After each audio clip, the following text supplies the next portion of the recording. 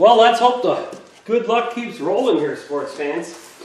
I got to take off this caliper now, and those will be 13 millimeter bolts that hold that on. Let's see how easy that comes off. Yeah, not bad. Boy, I tell you, when things are easy, so often things are hard that I always wonder when the difficult part is going to come. We've been pretty lucky. We'll take a look at our brake pads too when we get this caliper off and see what shape they're in. If they're thin, I'll just replace them. The other side, I believe, it's the other side. I got a check, not a check engine light, but a check ABS light. And I put my code scanner on it, and it said that I believe it's a bad left front wheel speed sensor, but I can't remember for sure. They could be the same left and right, but I'm going to put this code scanner back on it and just make sure. And when I go to the auto parts store to get this bearing, I will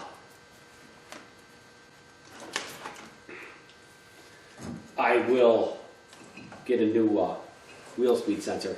I'm going to get some kind of deal here to rest that caliper on, or else I'll tie it up. One of the two. I'm not just going to let it dangle there, but for the time being I am. And our brake pads are A-OK, and the back side of the rotor looks A-OK, so we got no problems there at all. I'm going to have to take off this caliper bracket to get this rotor off. Now I could have taken off it all in one piece without taking off this caliper itself, but I kind of like taking them both apart. I can get a look at these brake pads easier. It isn't very hard to do. That's just the way I tend to do it. So what I'm going to do is I'm going to secure this caliper up so it doesn't fall down and break that line. Alright, I got my caliper tied up here with a bungee cord. I'm just going to see if I can get these larger bolts that hold on this caliper mounting bracket with my 3/8 drive ratchet. I might have to go with a 1/2 inch. Oh no, wasn't bad. Wasn't bad. Let's see how the top one is. Pretty lucky so far on everything, sports fans.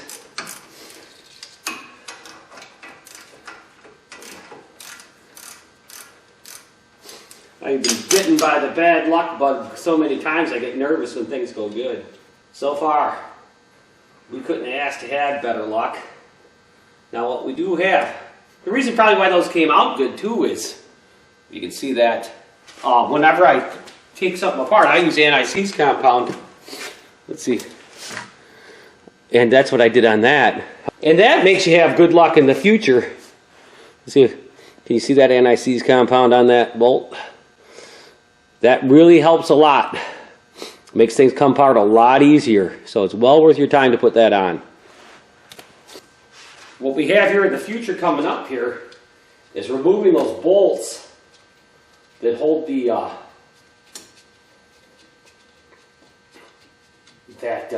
bearing on. And oh boy, I've done jobs where that is an incredible bearer of job getting those out. So we'll see how things go with that.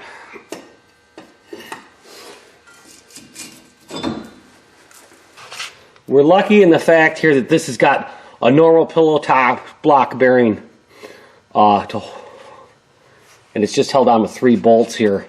You can see one of them right there, okay, and then there's another one right there, and then there's a third one, and it's got bolts that hold it on the inside there. You can see one right there. The top one, I don't know if you'll be able to see the top one or not. Let's see. I can barely see it, let alone getting the camera on it. But at any rate, there are 3 bolts here. And since we're coming in from the back with them bolts, it's going to be pretty hard to get this on video. I'll shoot it and see if if it's worth looking at. But I'm basically going to be taking out these 3 bolts that hold on this hub and bearing assembly. Okay? And hopefully those will come out fairly easy too. I think what I'll do here, just to give myself every advantage, I will take my wire wheel on my drill as long as I got that here, and I'll clean up them as good as I can with a wire wheel, and then I'll squirt a little penetrating oil on them. You know, maybe I should heat them up and put some of that wax on them. I guess if they don't come out easy, that's what I'll try. Okay, at this point, I'm going to take out this front wheel speed sensor, and hopefully that'll come out fairly easily. Sometimes these can be a bear. You got to be careful not to ruin them when you take them out. Fortunately, as I recall, they're not too expensive. So even if you did ruin it, it wouldn't be the end of the world. And if I'm lucky, this is the side I need new, but I'm almost certain my code scanner told me it's left front that I needed. So let's just put this in here. And the screw came out easy enough, and I must have replaced this one before because it's got anti-seize compound on it. I just can't recommend that stuff enough. Now let's see if the sensor itself will come out. Sometimes you break these taking them out.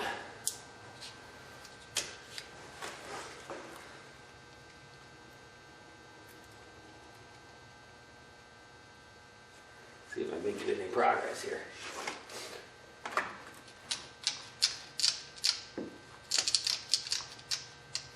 Certainly don't want to break that thing taking it out. Try seeing if you can get it pried up a little bit with a screwdriver.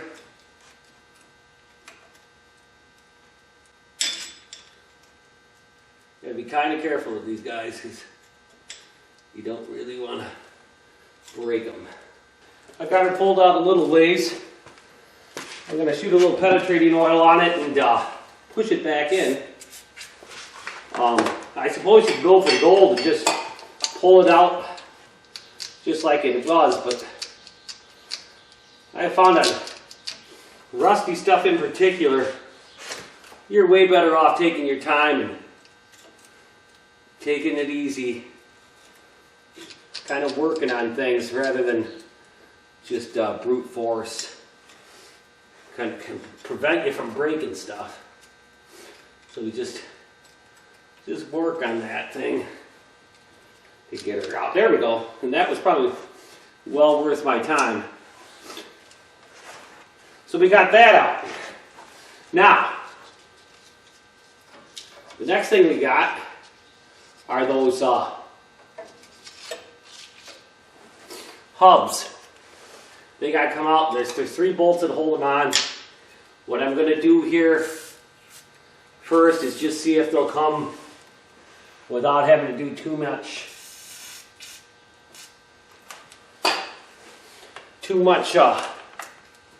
finagling, and we'll see how things go here. Now, what we got here is a situation where we don't have a whole lot of clearance, and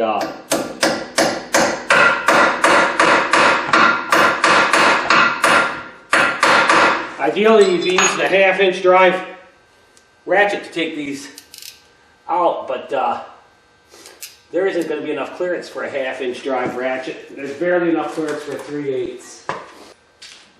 I'm going to try removing this with just penetrating oil squirted on them, nothing else. I think if it gives me a hard time, I'll try the candle wax trick.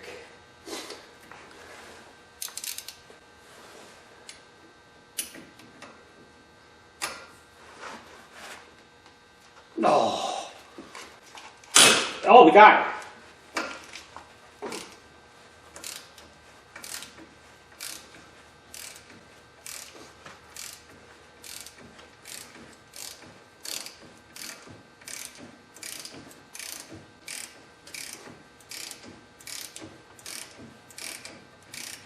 Okay, that's one. I'm not going to take it all the way out yet. I don't think. I might have to take it all the way out, just get that socket off.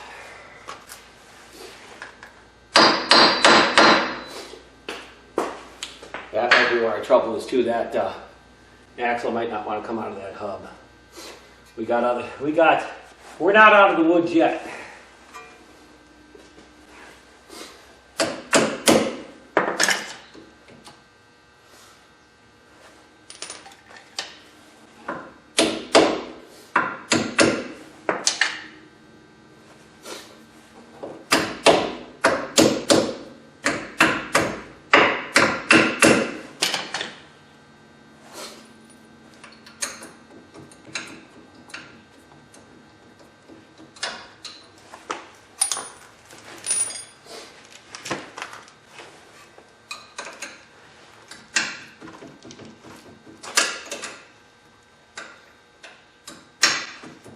Well, there's no sense in filming me struggling with this.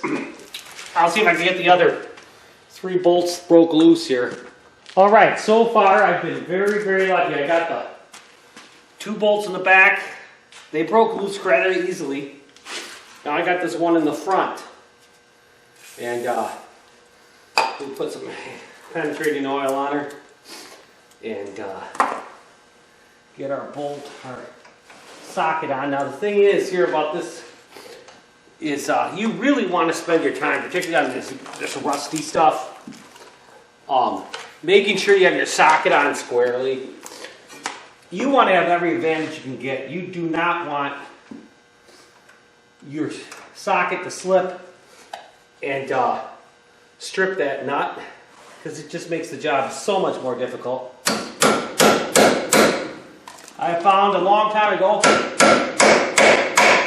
that if a socket doesn't want to go on, and you know it's the right size, or in some cases you know it's the wrong size, but it's the size that'll work, or most likely work, is just pound them on with a hammer. We got her. We got her. Okay, at this point, all 3 of the bolts that hold this bearing on that broke loose.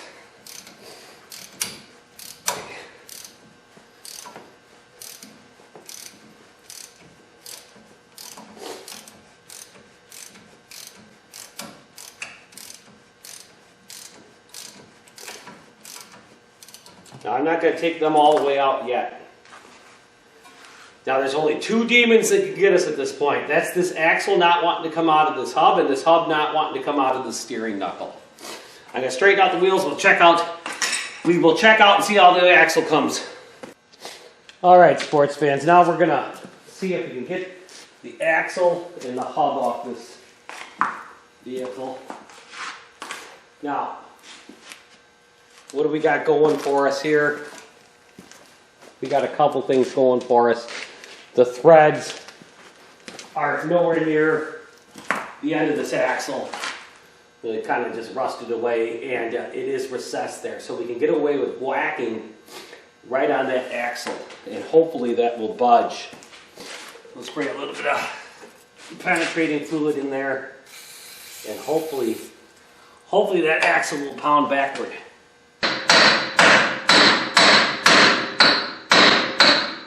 Okay, we got that far.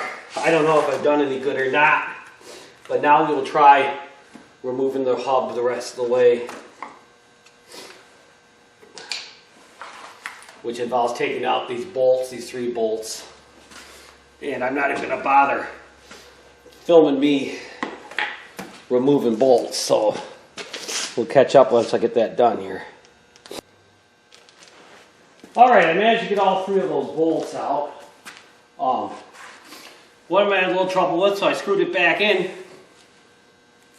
And that sticks through right there. I don't think you can see on the camera, but about that much of that bolt sticks out. I screwed it back in, and then I sprayed penetrating fluid on it, and then backed it out. It's worth the time to do things like that. Now, let us see if this hub will come out, and if the hub will come off the axle. Oh, by the way, you can really see how bad the bearing is right now. So, let's just see if we can get this hub off.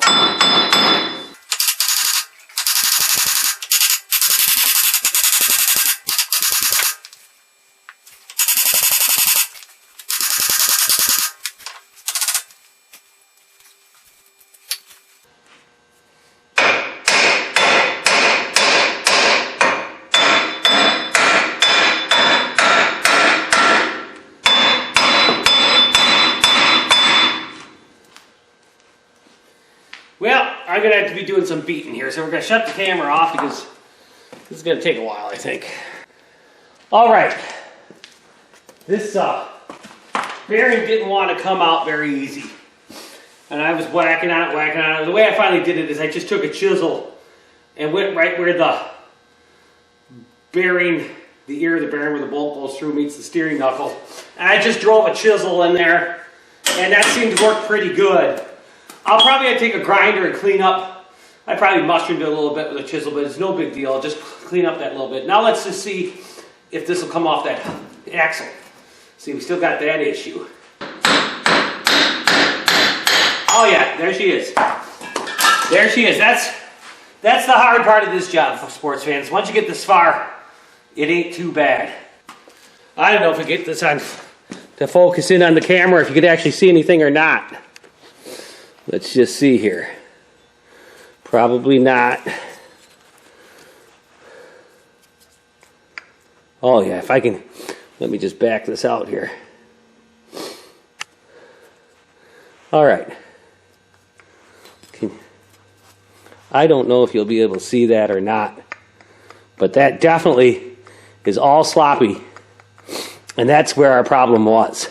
So now what I'm going to do is I'm going to put my code scanner on this vehicle and see which wheel sensor was bad, and I'll just pick up one of them when I pick up the new bearing. I hope it's on the right side, that way I don't have to take the wheel off the left side, but I'm almost certain it's the left side. Maybe I should just stand facing the vehicle and, you know, then it will be the left side. But and just as long as I mentioned that people, when they refer to the right and left-hand side of the vehicle, they always mean when you're sitting in the driver's seat, not when you're facing the vehicle. So left-hand side is the driver's side, right-hand side is the passenger side. Just a quick bit of information for someone who might not know that.